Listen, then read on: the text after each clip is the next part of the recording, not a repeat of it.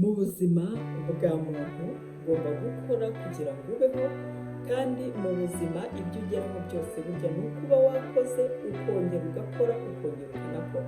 Ibyiza byose biraharanirwa, ubigeraho nyine wishyira kuya, iyo ubigezeho urishima uranezerwa, ariko hari n'ibyo ugerageza bikanga. Ndagira ngo muri iki kiganiro nkurikiye nkubwire ibintu bitatu umuntu atajya ahatiriza iyo byanze urekera. Icya mbere ni ubucuti, ndavuga amitiye. Uba inshuti n'umuntu ukamushakaho ubucuti, ukamwinginga, ugakora ibishoboka byose, ukamusura, ukamuhamagara waramutse ute, wiriwe ute, ukamenya uko abayeho, ejo bundi ukongera ukibuka uti bite, ugakora ibishoboka byose, ukamuha ubutumwa bugufiya kugira ngo byibura umwereke ko wifuza rwose kubana nawe no gukomezanya nawe iby'ubuzima.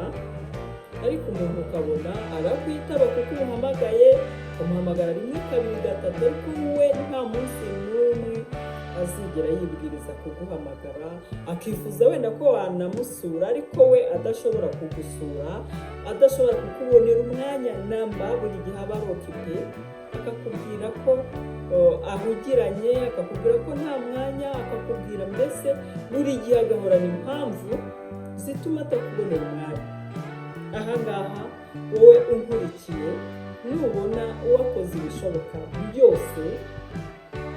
byose umuntu ukabona ntabwo akeneye ko muri inshuti, ndakwinginze ntuzahatirize, uzarekere. Hari igihe umuntu yifuza kugenda mu kigare runaka, akabana n'abantu, akubwira imiryango yagenderana, akumva se uwo mugore cyangwa uwo mugabo mwakundana, mwagenderana nta kibazo, yaba inshuti yanyu cyangwa inshuti y'umuryango, ariko ukabona umuntu ntabishaka, ntuzahatirize. Rimwe na rimwe iyo ukomeje guhatiriza, ikikubaho ni ugusuzugurwa, kuko umuntu abona ko umwirukankaho, akanabona wenda hari izindi nyungu runaka waba umufite. Bityo rero uramenye ubucuti n'ubwanga, ntuzahatirize kugira ngo uzabone n'umwanya wo gushyira mu zindi nshuti zigukeneye. Icya kabiri umuntu atajya ahatiriza mu buzima ni urukundo.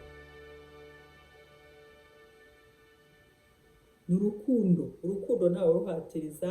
Ushobora gukunda umuntu ukamubona uko ahagaze, yaba uko avuga, uko agenda, ukabona n'imyitwarire ye urayikunda, ariko wowe wamugera imbere wamubwira ko umukunda, akaba yakwikiriza kubera ikinyabupfura kuko yanze wenda kukubwira ko we bitamurimo, wowe ugakomeza ugahatiriza, ariko umuntu akakwereka ko atagukunda. Aha ngaha uzaziguruke, uzavemo, ubireke, kugira ngo urekure umwanya, utange n'umwanya w'abandi bashobora noneho kugukunda. Hari undi washoboraga kugukunda ariko akabona kubera ko wimariye muriya, akaba ataza ngo akwegere akubwire ko agukunda.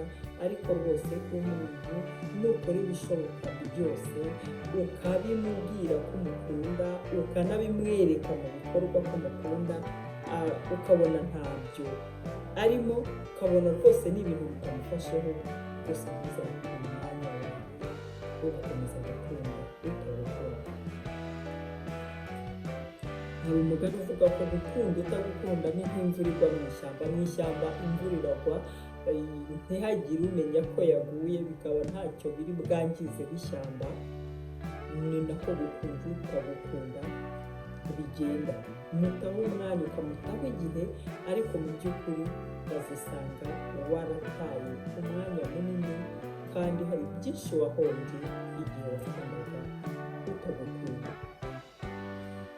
Birashoboka ko n'umuntu yagira atya akakubeshya urukundo, akakubwira ko agukunda, ugatangira ukamwimariramo, ugakora ibishoboka byose nawe koko ukamukunda.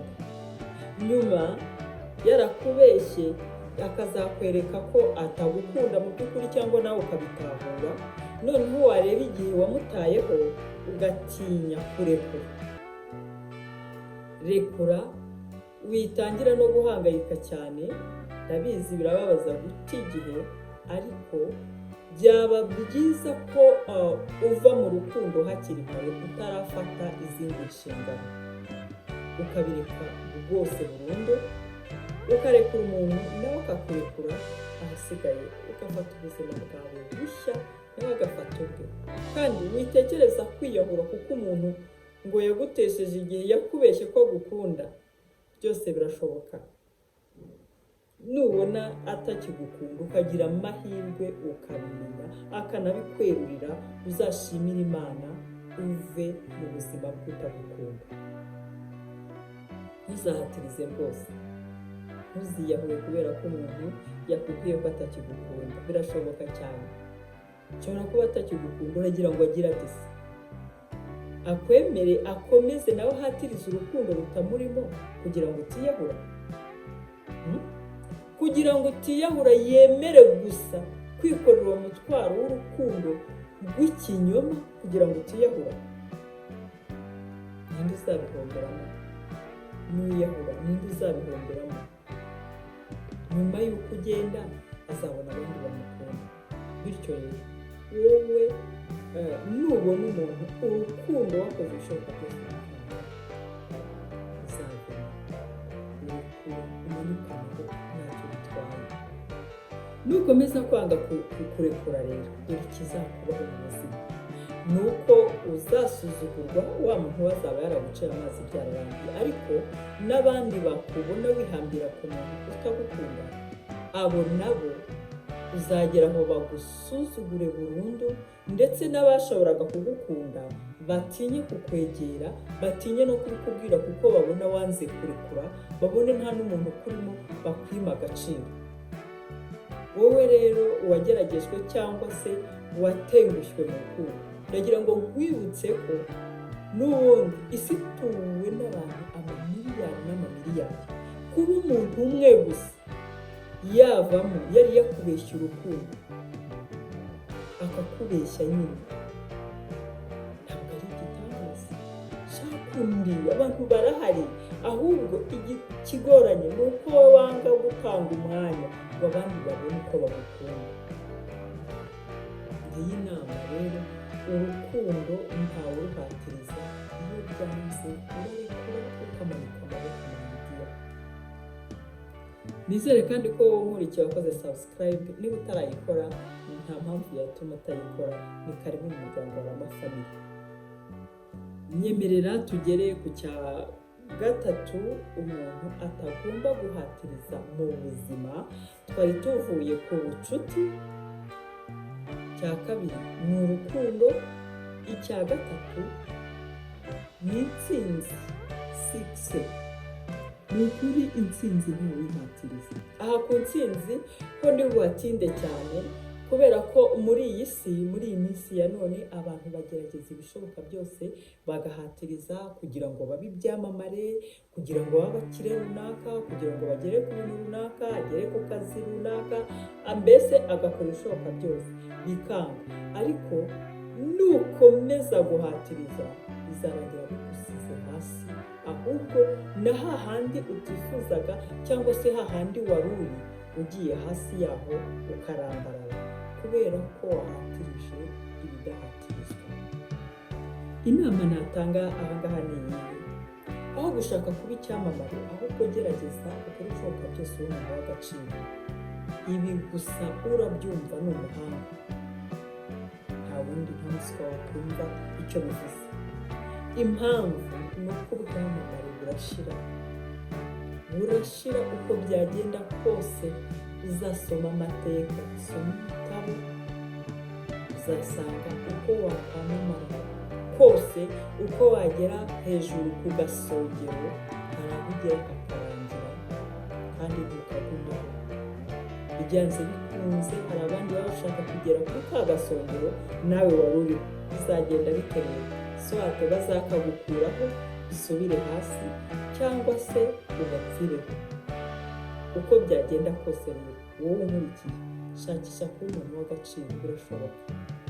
birashoboka cyane, ni amahitamo yawe, kuko umuntu iyo uri umuntu w'agaciro na nyuma y'uko uriho, agaciro kawe gakomeza kugaragara mu bandi.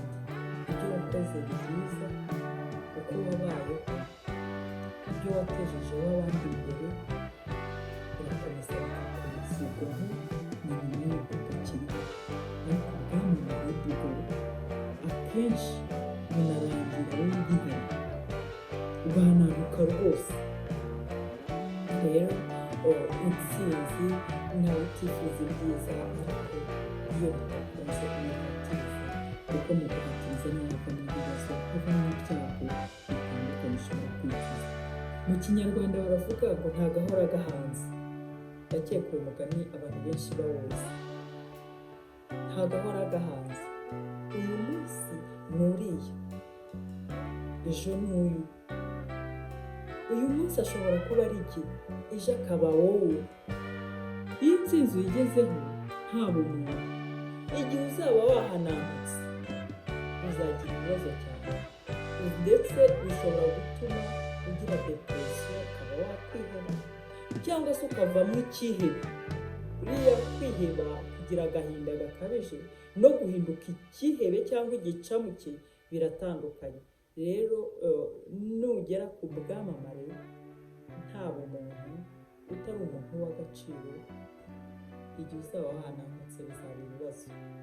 Dore impamvu nkubwira ko ugomba gushakisha ibintu by'agaciro, ni uko ababikoze na n'ubu turacyabagenderaho, turacyabazirikana. Ni nayo mpamvu ibi baba barasize banditse twicara tukabisoma, bikongera bikatwubaka. Rero uzi ko nanjye ubwanjye mbivuga ibi bintu nabisomye nkumva biranyubatse. Nuzumva iki kiganiro ndabizi nawe hari igihe kizamwubaka, byanze bikunze. Reka dushake iby'agaciro kandi tureke kwita ku byanze, byaba urukundo, byaba ubucuti, byaba intsinzi cyangwa kwamamara. Igihe byanze ukajya wiheba, nyine biba byanze. Icyangombwa ni uko warakoze icyo ugomba gukora, warakoze icyo ushoboye cyose, ntawe uzakuzera. Nkwifurije ihirwe wowe ukurikirana na family. Imana igukomere imigisha iminsi yose.